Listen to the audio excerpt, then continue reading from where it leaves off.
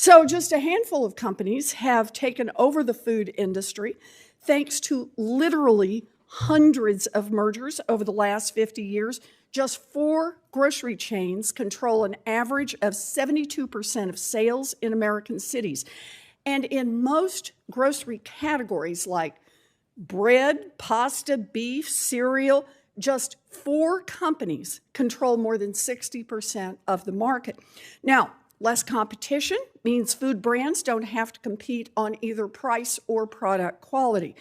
For families' pocketbooks, that means higher prices.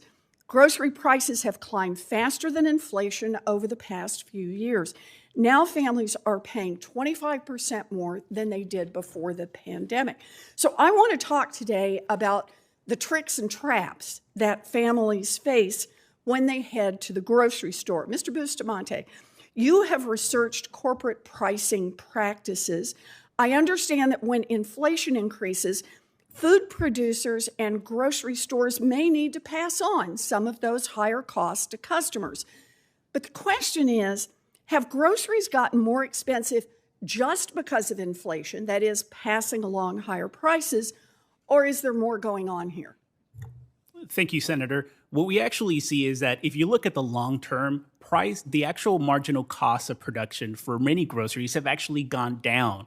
And part of the big reason for this is actually with just the nature of the supply chains that have actually been developed over time. That being said, those lower marginal costs were not passed on to consumers. Instead, what we see is that for the past 40 years, this just growing and fastening trajectory of markups, basically, again, firms pricing their products and services at a much higher rate than the actual increase in costs. And when we see them during the past few years, that's just been accelerated due to the pandemic. Right. And something they can do because there's a lot of concentration in the industry, so there's not much competition. In fact, corporate profits rose 5 times faster than inflation between 2020 and 2022.